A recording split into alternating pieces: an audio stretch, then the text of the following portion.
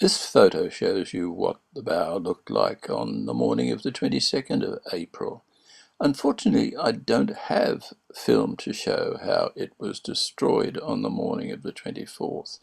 This then is a resumption with the camera in a dreadful location, but it does show you at 12:30 on the 24th that in a couple of hours this lad has been running and running to put his bower back together.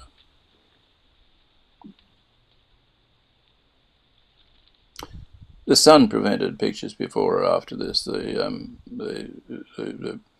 I can't explain all of the technical cock-up. Let's just proceed. And let's proceed to later in the afternoon when we have much better images. This is just after 4 o'clock. And the rest of this film runs over a few minutes from now. And we are still building. We still don't have the lovely feathery tops that the bower had before. But we're sorting it out and we're getting new ones and we're changing the location. I'd like over time to get some sense of where he's going, moving. See, that's from one side to the other. Other times you can say maybe he's just putting a bit of saliva on to make it luminescent.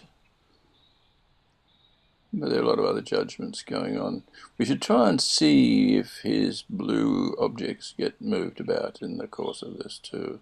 I suspect he's had some stolen.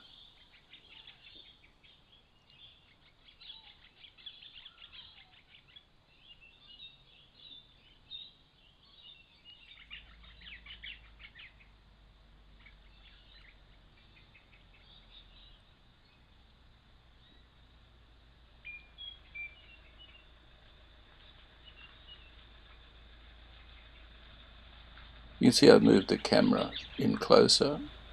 There's a bit of stick that might be prunable for more. It's in the way of the view, but it's okay. I've also put the water in view. What you can't see in this film, of course, is the chair to which the camera is attached. But they can see it and they think it's fabulous. And in this film, you will see an amount of carry-on between a bird on the ground and a bird up in the chair. But meanwhile, building, building, building. Oh, he's seen me in my red jacket, and he's gone. Doesn't like the red jacket. Oh, straight in a flash. This is 30 seconds later. There was a gap. Somebody else has come to see what's here. He flew away. And somebody is inspecting the work done so far.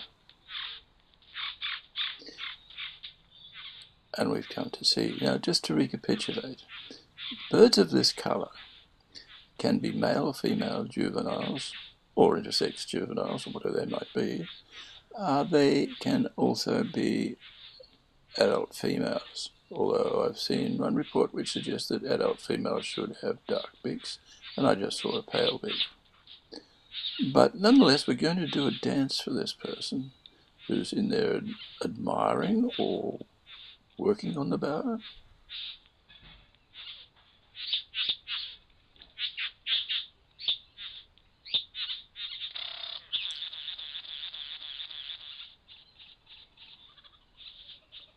In one of the research items now at the right, in the right column of my blog, there is reference to the fact that male bowerbirds can overdo their act and can actually alarm some females, and that it requires a amount of subtlety and empathy, I guess, to see it work. I presume she's catching a glimpse through the bower.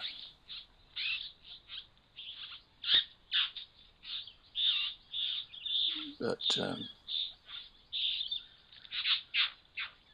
I think she might just help to build. He or she might help to build.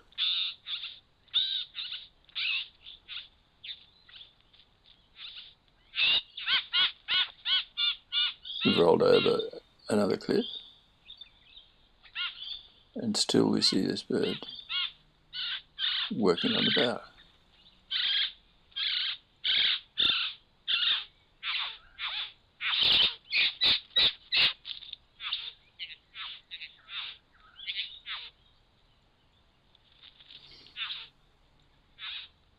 I've not seen in the literature any discussion of enduring relationships between birds, reminding you that this is autumn in Australia in April, and that the pattern of female interest in bowers and males dancing is all about springtime.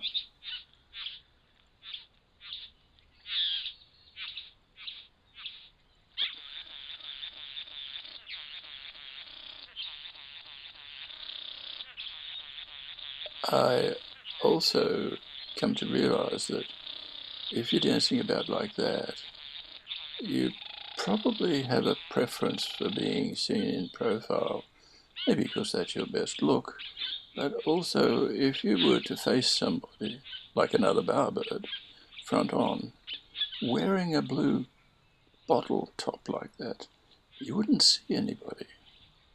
That's because the bird has eyes in the side of its head.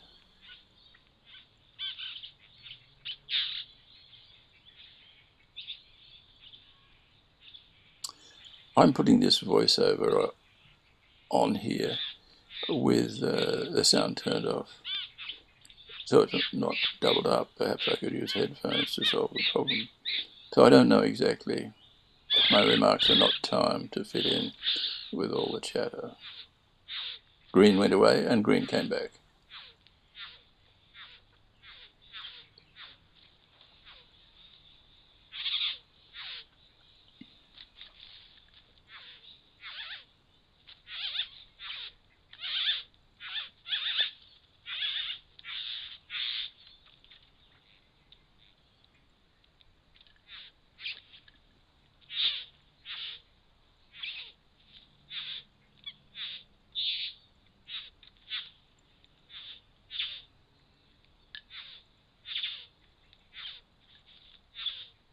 Research on other bowerbird species has drawn attention to the way blue items are arranged with great care out in front of the bower, so as to provide distorted reality and make the bowerbird, the male bird, look particularly large, according to the researchers. At this point, the treasure trove of blue isn't in front of the bower at all, as we can see.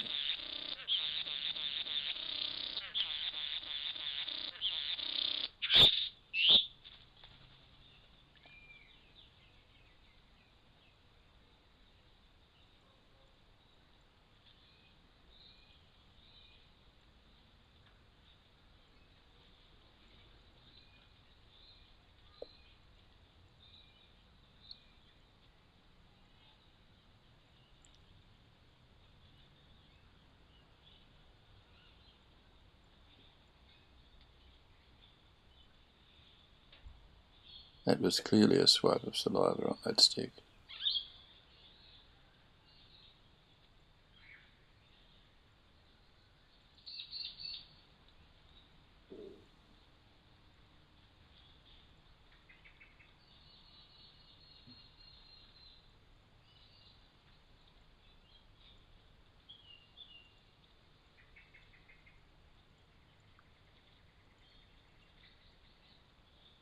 It's unfortunate that we haven't seen this construction from the beginning. It's not my plan to go and kick it down so we can do that again.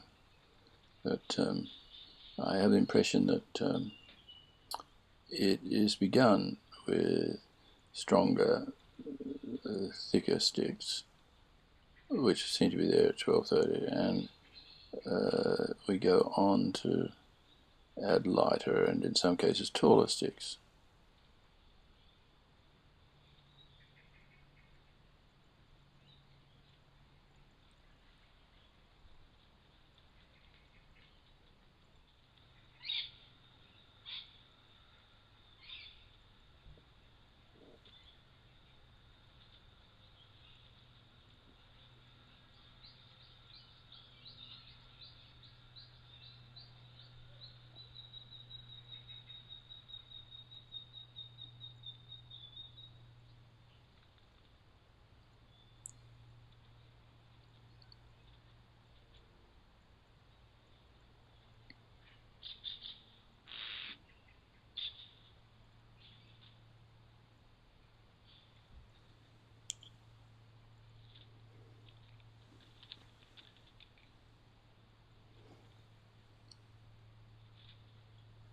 You get a sore throat after a while, need a drink, making a lot of noise.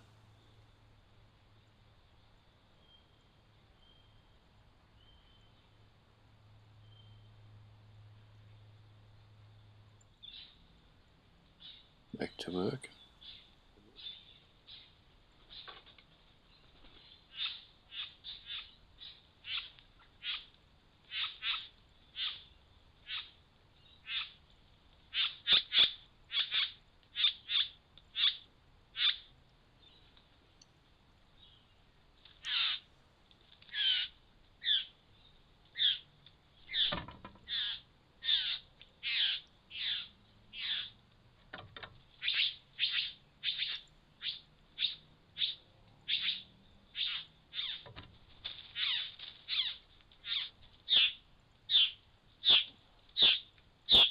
Here we see that feature we've seen on other days of holding something pale yellow, whitish, with the blue. But somebody else has brought a small item to the door and left it.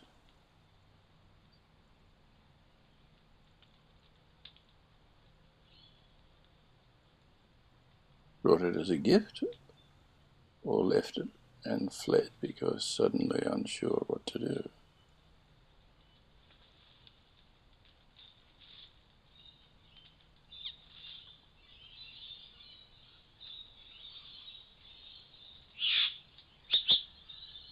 We're near the end of this. You can see that there's been quite a lot happen in half an hour in the social life of this bird, as well as its engineering.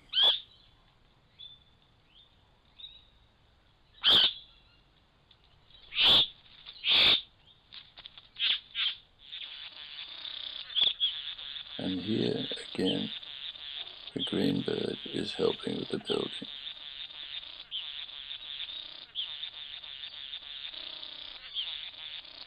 Wow. The proprietor is trying to be extremely impressive.